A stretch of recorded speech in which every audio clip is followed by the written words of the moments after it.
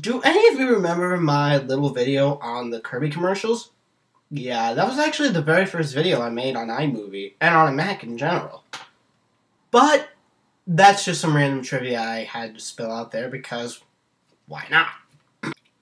There's one trailer that I actually forgot to put in there. One that I actually wanted to talk about.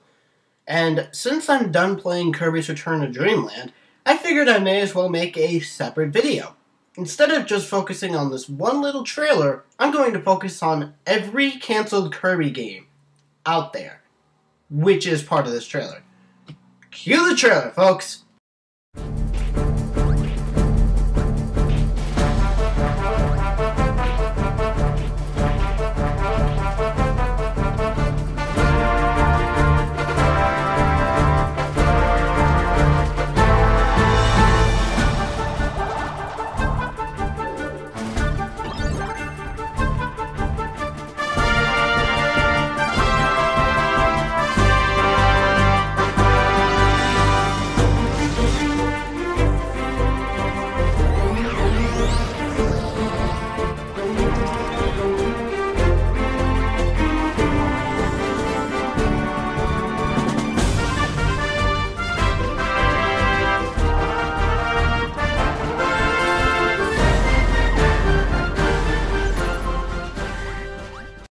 It should be noted that there were a lot of features introduced into this trailer. First of all, 4-player co-op. Secondly, well, it was supposedly a water ability, but one could also assume that it was the bubble ability, which also appeared in Kirby's Sweet Squad. We also noticed that the 4-player co-op came from a rendition of the helper system from Kirby Superstar, except up to 3 helpers can be on the screen at once, hence the 4-player co-op. And we saw a new robot. The plot details are very scarce and very minimal. All we know is that DDD stole Kirby's Warp Star, and Kirby has to go and get that Warp Star back from DDD. The end. I'm pretty sure it was clearly an excuse plot, much like how Squeak Squad's plot was just, well, getting cake back. But this isn't the only version of the Kirby GameCube game that we got to see. There were 2 other GameCube Kirby games that were going to be made. The second one looked like it was going to be a truly 3-dimensional Kirby game, as you can tell from this image. 3-dimensional in movement, 3-dimensional in graphics, 3-dimensional in gameplay, 3-dimensional in everything. If it were on the 3DS, then it would be all 3D, period. However, it turned out that this version was extremely difficult. I don't know whether this meant that the gameplay itself was an extremely difficult challenge to clear, or the game itself in terms of the development was extremely challenging. And obviously, this game eventually became scrapped. The third game, which is reminiscent of the unique art style in Kirby's Epic Yarn, well, with Yarn, is basically this third game has a unique art style in the form of a pop-up book, as you can tell by this image. Or somewhat tell. But of course, it actually looks like the traditional Kirby game as opposed to Epic Yarn. But this isn't the first time we've had Kirby games announced and then cancelled. There was once a game for the SNES mouse called Kid Kirby, and this was essentially going to be a prequel to the franchise we know and love, where you play as a younger version of Kirby throughout his adventures of, well, as a youth. Basically, the reason why this game was cancelled was that the SNES mouse was sold poorly, and reportedly, the game didn't even work properly with the mouse to begin with. So, as it turns out, the thing was cancelled. But one of the people who worked on the game had the decency to upload images of the game, including an image of this level right here.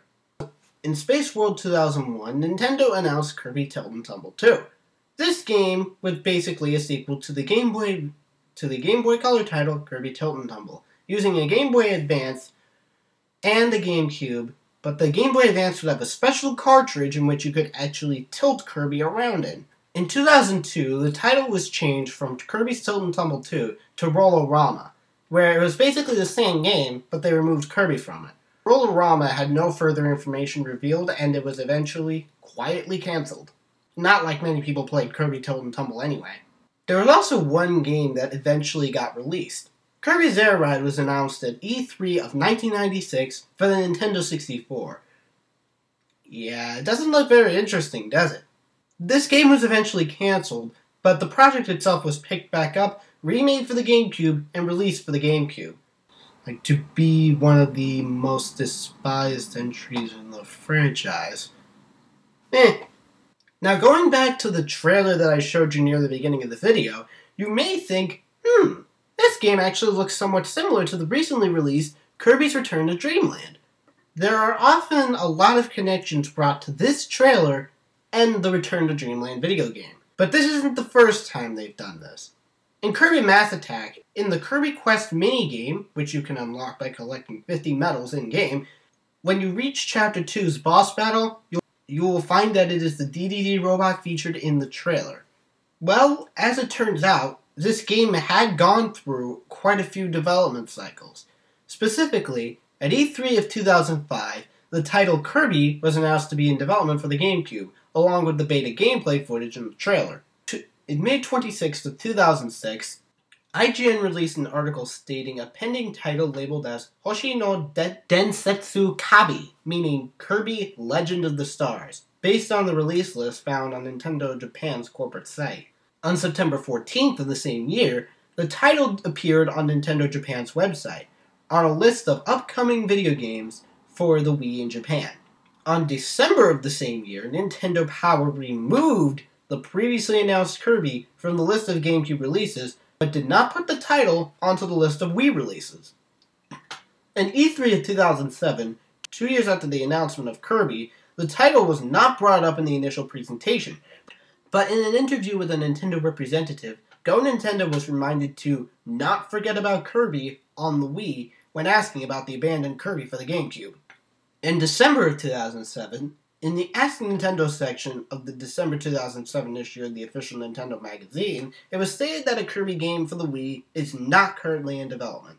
After all this fragmented and conflicting information, no further details about the game for 1.5 years, so the game was presumed to have been cancelled for good. On July 11th of 2009, Nintendo included a vague Hoshi no Kabi in a list of expected 2009 releases in a press release. On January 29th of 2010, Hoshi no Kabi appears on a list with a to-be-announced release date. On May 7th of the same year, Nintendo confirms that the Kirby title is still in the making. Then October of the same year, after Kirby's Epic Yarn was released in 2010 for the Wii, it was thought to be the Wii title that Nintendo was talking about, and the traditional Kirby project was presumed to have been cancelled. Cut to January 28th of 2011, and in Nintendo's investor briefing, the game was officially announced to be in development on the Wii. It was said to be released within the same year. Several seconds of video footage with a fixed sideways camera are shown. At E3 of 2011, the game was given the official tentative title of Kirby Wii and was expected to be released in the fall of 2011. On August 23rd of the same year, the game's title evolved from Kirby Wii to Kirby's Return to Dreamland. On October 24th or 25th, I forget, the game was officially released. And from what I've heard, the traditional Kirby title was in development from the moment Kirby 64 was released, meaning that this title took 11 years to make. And the effort shows. And Kirby's Return to Dreamland, in my opinion, and a lot of fans' opinions, is a fantastic game. It may be somewhat easy, especially around the beginning of the game, obviously, but it's a lot of fun to play through, and I really do enjoy the game a lot. One additional thing to note is that Return to Dreamland actually acknowledges what it was once supposed to be.